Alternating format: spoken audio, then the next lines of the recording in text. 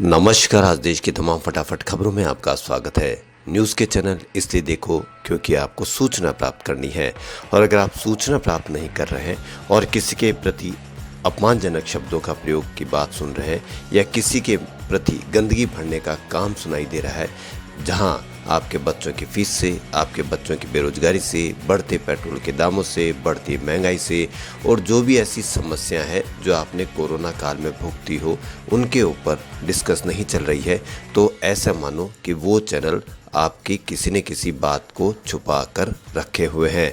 तो उन बातों को अगर आप आगे फेस नहीं करना चाहते हैं या उन तकलीफ़ों से अगर आप गुजरना नहीं चाहते हैं, तो ऐसे चैनलों को बढ़ावा दें जिनमें आपके लिए खबरें हो, आपके बच्चों के लिए खबरें हो, महंगाई के लिए खबरें हो या ऐसी कई समस्याओं के लिए खबरें हो, तो ही आप आगे बढ़ सकेंगे, आपके बच्चे आगे बढ़ सकेंगे। तो बढ़ते हैं खबरों की ओर।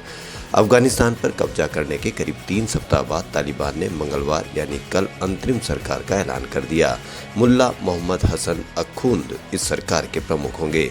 वहीं अब्दुल गनी बरादर को डिप्टी बनाया गया है। मुल्ला हसन वर्तमान में तालिबान के निर्णय लेने वाली शक्तिशाली इकाई रहबरी शुरा या नेतृत्व परिषद के प्रमुख हैं, जो शीर्ष नेता के अनुमोदन के अधीन समूह के सभी मामलों पर सरकारी मंत्रिमंडल की तरह कार्य करता है। सरकार में कई अहम पद तालिबान के शीर्ष नेताओं को दिए गए हैं।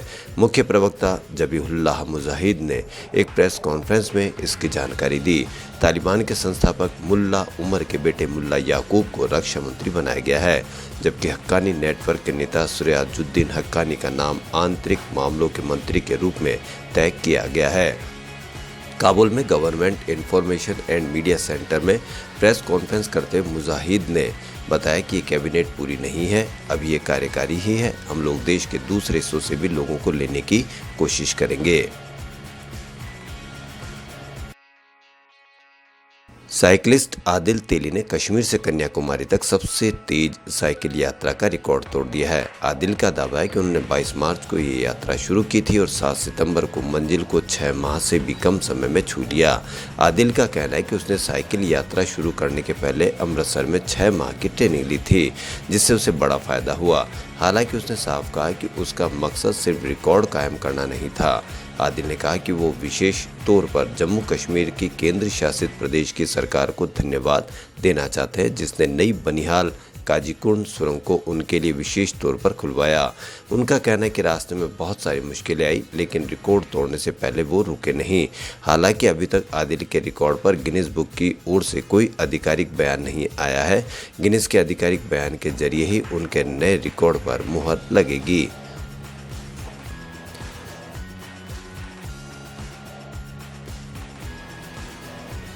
उत्तराखंड राज्य सरकार ने मंगलवार को उत्तराखंड उच्च न्यायालय से 4 धाम यात्रा पर लगी रोक हटाने का अनुरोध किया। हालांकि उच्च न्यायालय ने कहा कि उच्चतम न्यायालय से निर्देश नहीं मिलने तक वह यात्रा पर लगा प्रतिबंध नहीं हटा सकते। यह मामला उच्चतम न्यायालय में लंबित है। इससे पहले 4 धाम यात्रा में पड़ने वाले जिलों में अच्छी स्वास्थ्य सुविधाओं की कमी और कोविड महामारी की तीसरी लहर के खतरे को देखते हुए उच्च न्यायालय ने 28 जून को 4 धाम यात्रा पर रोक लगा दी थी। चिकित्सकों और चिकित्सा कर्मियों की कमी तथा महामारी से मुकाबला करने के लिए दिशा निर्देशों के अभाव के मद्देनजर अगली सुनवाई पर इस रोक को विस्तारित कर दिया गया था। उत्तराखंड उच्च न्यायालय के इस आदेश के विरुद्ध 6 जुलाई को राज्य सरकार ने उच्चतम न्यायालय में एक विशेष अनुमति याचिका दाखिल की थी।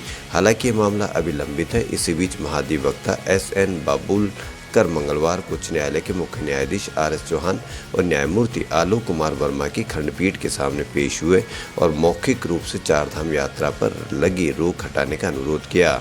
उन्होंने कहा कि 4 धाम यात्रा से हजारों लोगों की आजीविका जुड़ी हुई है।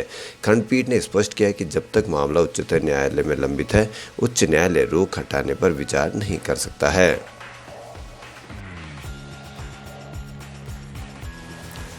डॉक्टर रेड्डीज लेबोरेटरीज ने मंगलवार को कहा कि उसने रूस की कोविड-19 वैक्सीन स्पुतनिक वी की पहली खुराक की आपूर्ति पूरे देश के साझेदार अस्पतालों में शुरू कर दी है।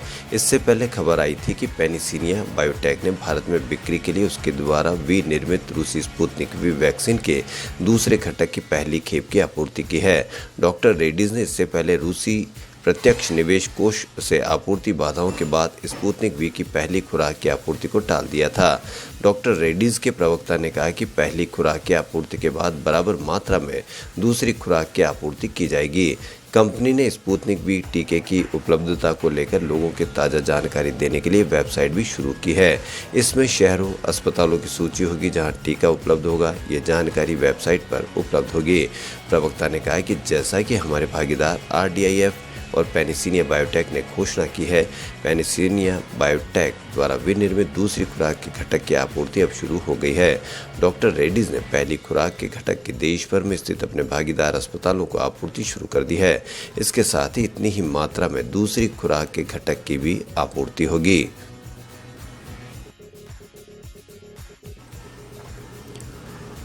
कांग्रेस ने हरियाणा के करनाल में प्रदर्शनकारी किसानों पर पानी की बौछार किए जाने की निंदा करते हुए मंगलवार को कहा कि तालिबान के साथ बातचीत करने वाली नरेंद्र मोदी सरकार देश के किसानों से बातचीत क्यों नहीं कर सकती। पार्टी के मुख्य प्रवक्ता रणदीप सुरजेवाला ने प्रधानमंत्री नरेंद्र मोदी से आग्रह भी किया कि वह किसानों को बातचीत के लिए बुलाए और तीनों काले कानूनों को निरस्त करने की घोषणा करे। उन्होंने संवाददाताओं से कहा कि केंद्र और हरियाणा की भाजपा सरकारें 10 महीने से गांधीवादी तरीके से आंदोलनरत किसानों को जानबूझकर भड़काने, भिड़वाने और लड़वाने की साजिश कर रही है। ये साजिश केवल यहीं तक सीमित नहीं है बल्कि जवानों और किसानों को लड़वाने की भी साजिश है। करनाल में हजारों किसानों पर पानी की बौछारों का इस्तेमाल किया गया, लेकिन किसानों ने अपना संयम नहीं खोया। सुरजेवाला ने केंद्र सरकार पर निशाना साधते हुए सवाल किया, मोदी जी, आप दोहा में तालिबान से बात कर सकते हैं तो फिर आप दिल्ली की सीमा पर 10 महीने से बैठे अन्नदाताओं से बात क्यों नहीं कर सकते। यह सत्ता का अहंकार किस लिए है।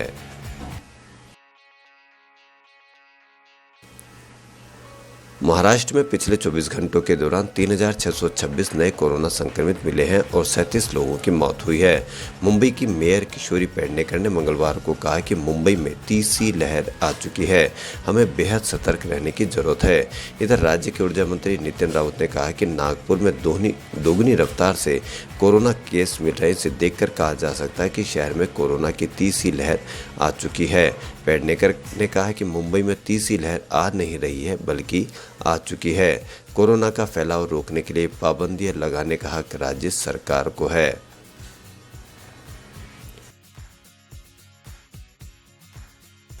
हरियाणा के करनाल में किसानों ने जिला प्रशासन से बातचीत विफल होने के जिला सचिवालय के बाहर डेरा डाल दिया है। किसान दिल्ली बॉर्डर की तरह यहां भी मोर्चा लगाने की तैयारी कर रहे हैं। रात 10:30 बजे तक किसानों ने सचिवालय के गेट के बाहर सड़क पर सोने के लिए दरियां बिछा ली।